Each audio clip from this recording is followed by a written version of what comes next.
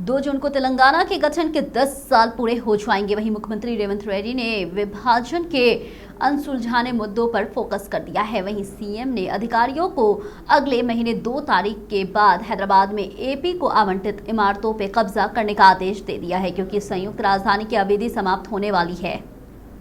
सुझाव दिया गया है कि विचारकारी मुद्दों पे विवादों पे राज्य के हितों की रक्षा के लिए गतिविधि तैयार की जानी चाहिए। इस संबंध में इस महीने की 18 तारीख को होने वाली राज्य कैबिनेट की बैठक में बंटवारे के मुद्दे, किसानों की कर्ज माफी और अनाज खरीदने पे चर्चा करने का फैसला किया गया है। सीएम ने कहा है कि अधिकारियों को 15 अगस्त तक किसानों की कर्ज माफी के लिए प्रक्रिया और फंड जुटाने की योजना तैयार करने का आदेश दिया।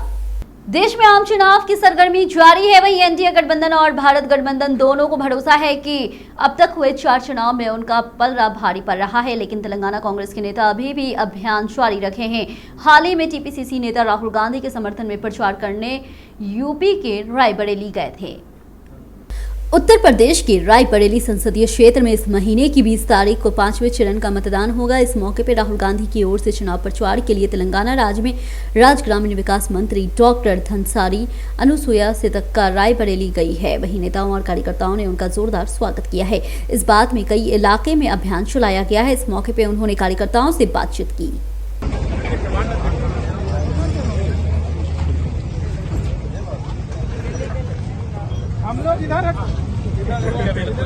टीपीसीसी नेता राहुल गांधी के संसदीय क्षेत्र रायबरेली में चुनाव प्रचार के लिए रवाना हुए।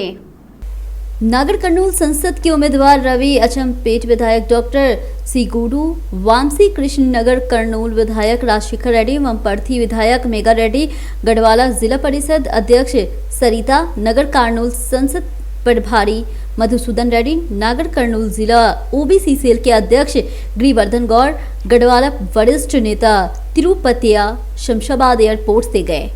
बीआरएस नेता और पूर्व मुख्यमंत्री केसीआर ने कहा है कि डोडाडू वडो को 500 रुपए प्रति क्विंटल बोनस न देने और किसानों के साथ घोर अन्याय हो रहा है। लोकसभा चुनाव से पहले कांग्रेस सरकार ने घोषणा की थी कि वे 2000 रुपए का बोनस देंगे। वहीं धान को 500 प्रति क्विंटल चुनाव के बाद तिलड़ी ने कहा कि केवल पतले धान को बोनस दिया जाएगा। किसानों ने राज्य सरकार की कारगुजारी पर जताई चिंता। खेती के लिए बिजली पानी न देकर के उन्हें रुलाने वाली सरकार अब जिस तरह धान की खेती नहीं कर रही है, उसी तरह धानदाता नाराज है। वहीं कांग्रेस सरकार के किसान विरोधी कदमों के विरोध में बीआरएस प्रमुख केसीआर के आह्वान पर राज्य भर में विधानसभा क्षेत्र में केंद्रों में विरोध कार्यक्रम किए गए। किसानों और बीआरएस रैंकों की स्वेच्छता से विरोध गतिविधि ने भाग लिया है। वहीं काला पट्टी लगाकर सरकारी कार्यालयों में व सड़कों पर धरना दिया है। उन्होंने किसानों के लिए 500 रुपए बोनस की मांग की। उन्होंने सरकार की नीतियों के खिलाफ जमकर नारेबाजी की। उन्होंने चेतावनी दी है कि यदि सरकार का रवैया नहीं बदला तो आंदोलन और तेज हो जाएगी। बीआरएस के वरिष्ठ नेता सिद्दीपेट विधायक हरीश राव यादगिरी गुट्टा लक्ष्मी नरसिम्हा स्वामी के दर्शन किए हैं। वहीं पूर्व मंत्री सुबह अपने अनुयायियों के साथ मंदिर पहुंचे हैं और लक्ष्मी नरसिम्हा की पूजा की है। वहीं हरीश राव ने अर्जित सेवाओं के हिस्से के रूप में सुदर्शन नरसिम्हा होम में भाग लिया। उनके साथ बीआरएस एमएलसी उम्मीदवार राकेश रेड्डी के साथ पार्टी के स्थानीय नेता और कार्यकर्ता भी शामिल हैं। उन्होंने कहा है कि लोग राज्य में बदलाव चाहते हैं और हरीश राव ने आरोप लगाया है कि कांग्रेस के 5 महीने के शासनकाल में लोगों को परेशानी का सामना करना पड़ रहा है। वहीं हरीश राव ने स्नातक मतदाताओं से स्नातक एमएलसी चुनाव में कांग्रेस को सबक सिखाने और बीआरएस उम्मीदवार राकेश रेड्डी को भारी बहुमत से जिताने का आह्वान किया।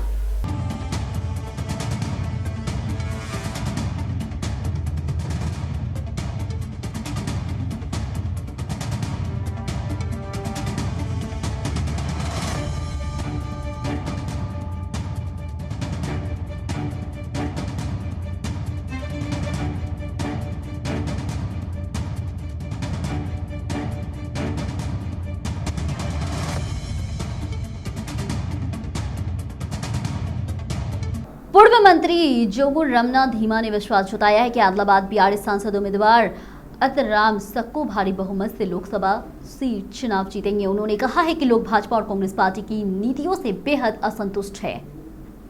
उन्होंने कहा कि उनकी सरकारी कार्यकाल में 10 लाख से अधिक विभिन्न योजनाओं से लाभान्वित हुए हैं। वहीं जोगू रामन्ना ने कहा है कि उनमें से ज्यादातर ने कार चुनाव चिन्हित के लिए मतदान किया है।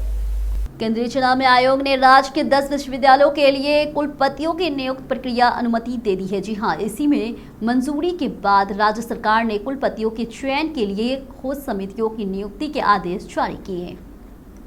खोज समितियां उम्मीदवारों के आवेदनों की जांच करती है और प्रत्येक विश्वविद्यालय के लिए 3 प्रोफेसर के नामों का चयन करती है। उन्होंने मंजूरी के लिए सरकार के माध्यम से राज्यपाल को भेजती है। वहीं राज्यपाल की मंजूरी के बाद कुलपतियों की नियुक्ति पर सरकार की ओर से अधिकारी आदेश जारी किए जाएंगे। वहीं शिक्षा विभाग के प्रधान सचिव बुराड़ा वेंकटेशम ने कहा है कि नए कुलपतियों की चयन प्रक्रिया इस महीने के अंत तक पूरी कर ली जाएगी और नियुक्त आदेश जारी कर दिए जाएंगे। इस बीच राज्य के 10 विश्वविद्यालयों के कुलपतियों का कार्यकाल इस महीने की 21 तारीख को समाप्त हो जाएगा। ब्रिटिश उप उच्चायुक्त ग्रेथ वैन ओवेन ने अंतर्राष्ट्रीय नर्स दिवस के अवसर पर आर.के. पुरम के आयोजन अस्पताल में आयोजित कार्यक्रम में भाग लिया है और नर्सों के सर्वाइकल कैंसर की रोकथाम के लिए मुफ्त टीका सौंपा। ग्रेथ विनय ने कहा है कि अगर नर्सें स्वस्थ हैं तो हर कोई बेहतर है। वह चाहते हैं कि हर कोई सर्वाइकल कैंसर के प्रति जागरूक रहे। वहीं ओजोन हॉस्पिटल के एमडी बीवी सत्या साई प्रसाद ने कहा है कि मरीजों की सेवा करने और पेश की गरिमा को प्रदान करने वाली नर्सों की सेवाओं को भुलाया नहीं जा सकता है। इस कार्यक्रम में प्रबंधक निदेशक miss Deepti, doctor Indra Sena Reddy, doctor Pujita, doctor CH Srinivas Rao, staff और अन्य लोगों ने भाग लिया। एनुगु नरसिम्हा रेड्डी ने रविंद्र भारती में जालिद रत्न सुधीर द्वारा लिखित अम्मा नक्काशीदार शिल्पा के हिंदी अनुवाद माँ तुझे नमन पुस्तक का विमोचन किया है। वहीं मिर्चल जिले के डिप्टी कलेक्टर एनुगु नरसिम्हा रेड्डी ने कहा है कि डॉक्टर लक्ष्मण चार्यो द्वारा अनुवादित पुस्तक को मदर्स डे के उपलब्ध में लॉन्च करने की खुशी हो रही है। सृजन में अम्मा की महानता को शब्दों में वर्णित नहीं किया जा सकता है। वहीं जालिद रत्न सुधीर द्वारा लिखित पुस्तक हर कोई नहीं पढ़ता है। इस अवसर पे पुस्तक की लेखिक जलादीनी और हिंदी पुस्तक के अनुवाद लक्ष्मण चार्य को सम्मानित किया गया है। वहीं गुरु गोविंद सिंह पुरस्कार की अध्यक्षता में कवि दीप वल्मीका और टैगोर ने की है। उसमें खासकर माँ के ऊपर था, तो माँ पर मैंने कई सारी गज़लें और कविताएं लिखी हैं और गीत भी लिखे हैं। उसी संबंध में मुझे यहाँ पर बुलाकर सम्मानित किया गया और माँ के ऊपर कई सारी कविताएं। और माँ पर 2 पंक्तियाँ देखिए। चैन से बीत रहा है मेरा जीवन यारो, चैन से बीत रहा है मेरा जीवन यारो, ये मेरी माँ की दुआओं का असर लगता है, ये मेरी माँ की दुआओं का असर लगता है। और गज़ल का एक मतला देख। पतनचेरू गवर्नमेंट डिग्री कॉलेज में साल 2024 से लेकर 2025 के लिए डिग्री के प्रथम वर्ष में प्रवेश करने वाले छात्र दोस्त वेबसाइट के माध्यम से ऑनलाइन आवेदन करेंगे। वहीं गवर्नमेंट डिग्री कॉलेज के प्राचार्य राजेंद्र प्रसाद ने ये बात कही है। BA BCom computer, BBA retail operation, MPC में BSc, MPCS तेलुगु और अंग्रेजी माध्यम से BJC ग्रुप में 780 सीटें उपलब्ध है। वहीं मेधावी छात्रों के लिए मलबार गोल्ड स्कॉलरशिप की सुविधा भी उपलब्ध है। वहीं छात्रों को सलाह दी जाती है कि वे इस अवसर का लाभ उठाएं। आरटीसी के MD VC सज्जनार ने कहा है कि बाइक पे आए कुछ बदमाशों ने हैदराबाद इलाके में आरटीसी बस पे हमला किया है और पुलिस की मदद से वे उनके खिलाफ हिस्ट्री शीट खोलेंगे। उन्होंने ट्विटर पे बस पर हुए हमले का वीडियो पोस्ट किया और घटना पे कड़ी प्रतिक्रिया व्यक्त की है। उन्होंने कहा है कि बाइक सवार कुछ बदमाशों ने आज हैदराबाद के उपनगरीय इलाकों में रचलोडू गेट पर कलवा कुर्ती डेपोना की TSRTC बस पे हमला कर दिया है। इस घटना में बस के शीशे टूट गए हैं और सौभाग्य की बात यह रही कि बस में सवार सभी यात्री सुरक्षित थे। TSRTC प्रबंधक अपनी बसों पे जो हमेशा लोगों को सुरक्षित उनके गंतव्य तक पहुंचाती है, बिना किसी कारण के हमले बर्दाश्त नहीं करेगा। उन्होंने कहा है कि गुस्सा जताया कि आरटीसी बस पे हुए हमले को गंभीरता से ले रहे हैं। आरटीसी अधिकारियों ने Rachakonda commissionerate Maheshwaram police station में शिकायत दर्ज कराई और पुलिस ने जांच शुरू कर दी है। उन्होंने कहा है कि जिम्मेदार लोगों के खिलाफ कानूनी कार्रवाई की जाएगी और आरटीसी बसें सार्वजनिक संपत्ति है। ये भी कहा गया है कि लोगों को इनकी सुरक्षा करनी चाहिए। वहीं VC सज्जनार ने स्पष्ट किया है कि लोगों की संपत्ति पे हमला करना अच्छा नहीं है। पुलिस विभाग की मदद से आरोपियों के खिलाफ हिस्ट्री शीट भी खोली जाएगी और बस क्षति की लागत उनसे वसूली जाएगी। टीजीओ सामुदायिक के नेताओं ने सीएस शांति कुमारी से मुलाकात की है। वहीं तेलंगाना राज्य पात्रित अधिकारी संघ ने नई लंबित मांगों के साथ साथ हाल ही में लोकसभा चुनाव में कर्तव्यों का पालन करने वाले अधिकारियों को प्रदान किए गए परिश्रमिक में वासिंगातियों को दूर करने की मांग करते हुए सीएस को एक याचिका सौंपी है।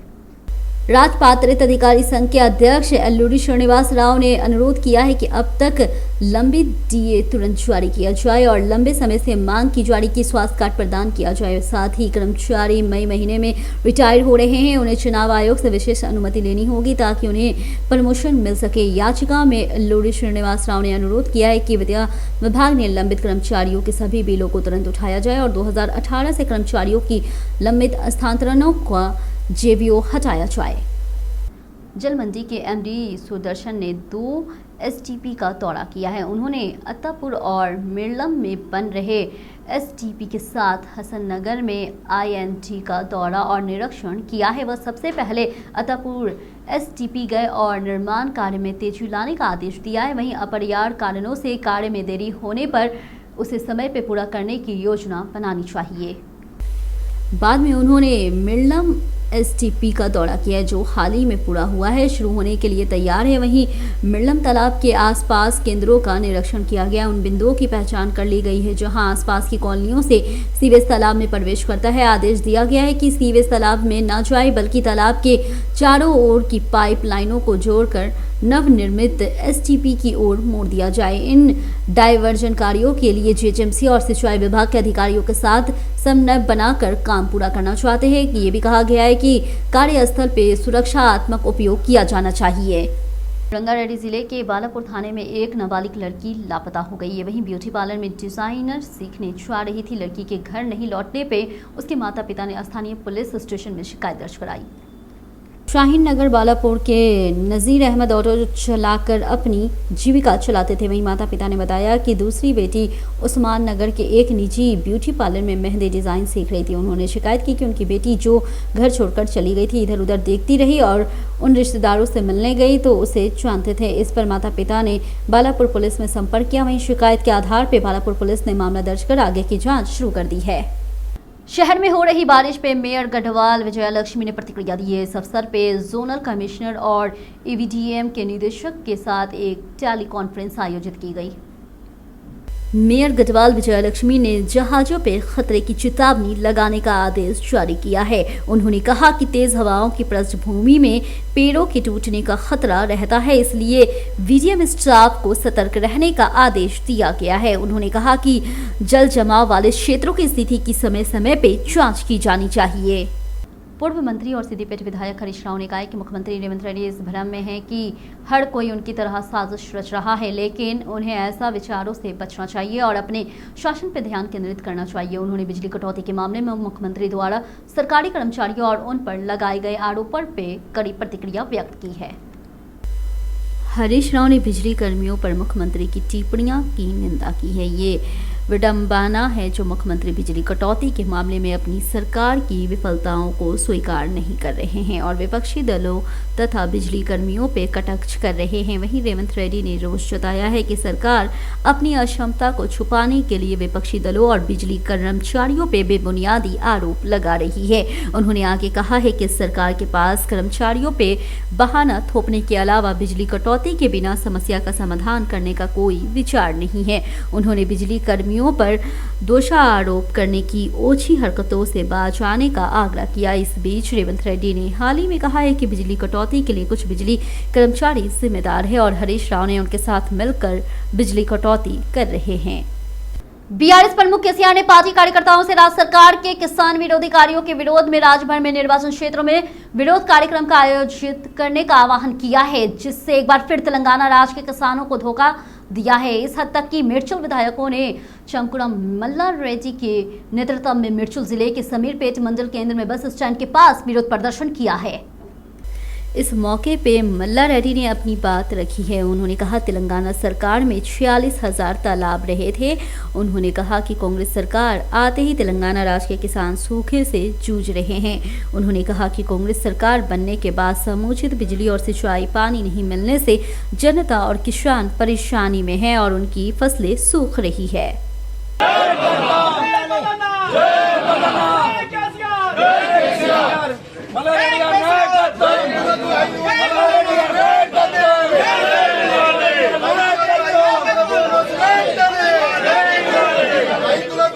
बीआरएस एमएलसी कविता को एक और बड़ा झटका लगा है। जी हां, दिल्ली शराब नीति मामले में ईडी ने जमानत देने की कविता की याचिका पे सुनवाई 24 मई तक के लिए स्थगित कर दी है। जी हां, लेकिन कविता ने जमानत देने के लिए दिल्ली हाई कोर्ट में याचिका दायर की है।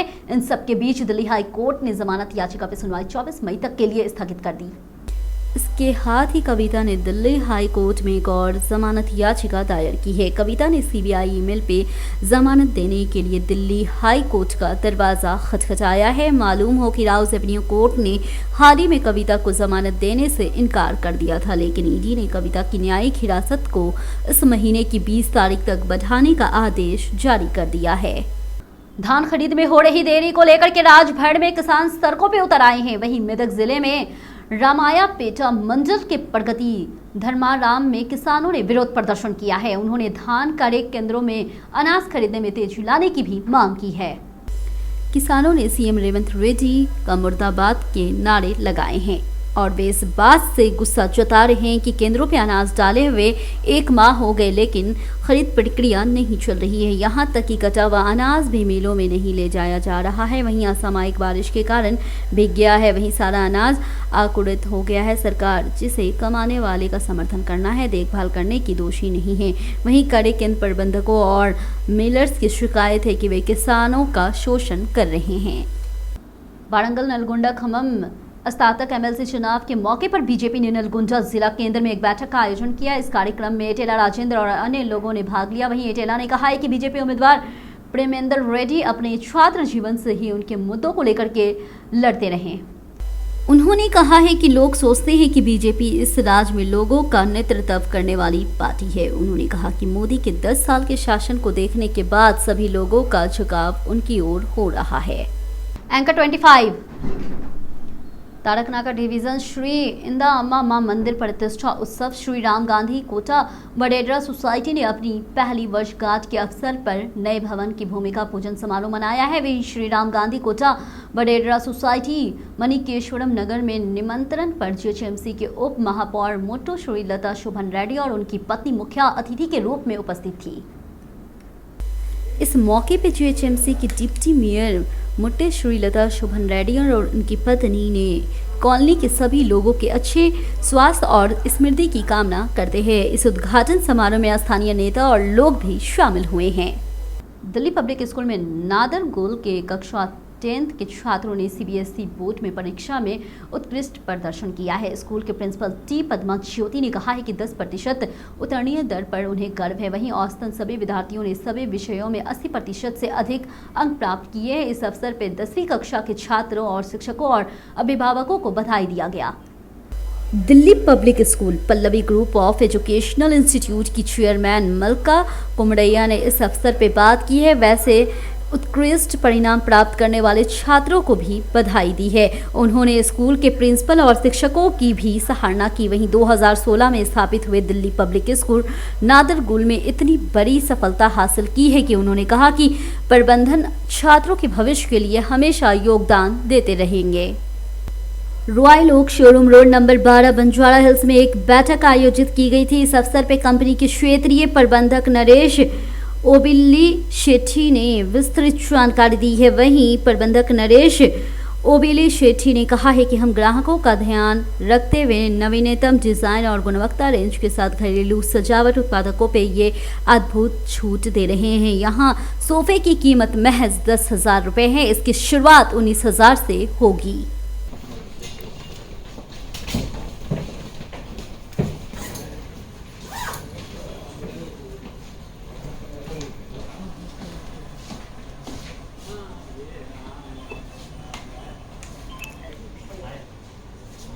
रॉयल ओके फर्नीचर ने आकर्ष जंबो ऑफर की घोषणा की है। जी हां, फंक्शनल फर्नीचर में अग्रणी रॉयल ओके फर्नीचर ने बंजारा हिल्स, कुकटपल्ली, अत्तापुर, रामचंद्रपुरम, निरजमेट, वनस्थलीपुरम में अपने स्टोर पर 70% तक की छूट के साथ जंबो ऑफर की घोषणा की है। एक दिन बारिश, 2 दिन धूप, 2 दिन और गर्मी और फिर बारिश, ये हैदराबाद के मौसम का हाल है। वहीं पिछले एक सप्ताह से बारिश और धूप पे बारिश की सिलसिला जारी है।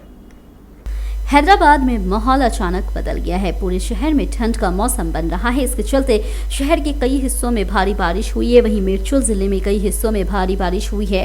वहीं करमन घाट, चंपापेट, एलबी नगर और नागौर में बारिश हुई है। इन इलाकों के साथ साथ दिलसुख नगर, चैतन्यपुरी, सैदाबाद, संतोष नगर और मलकपेट के आसपास के इलाकों में भी बारिश हुई।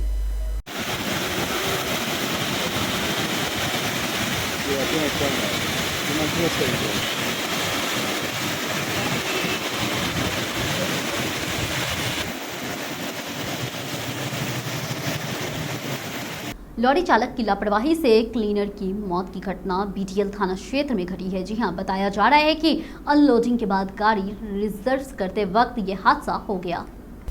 सीआई रविंद्र रेड्डी की कहानी के मुताबिक बलैया एक क्लीनर के रूप में ड्राइवर वीरप्पा के साथ गुलबर्गा, कर्नाटक से एक लॉरी में चीनी की भर लेकर पटनचेरू मंडल के पौष मेलरा राम औद्योगिक क्षेत्र में एक उद्योग में आए। वहीं उद्योग में लोड अनलोड किया गया था। इसके बाद ड्राइवर ने लॉरी को पीछे खींच लिया और क्लीनर बलैया के ऊपर चढ़ गया। इससे बलैया की गंभीर चोट लगने से मौके पे ही मौत हो गई है। सूचना मिलने के बाद पुलिस ने शव को पोस्टमार्टम के लिए पटनचेरू सरकारी अस्पताल भेज दिया है।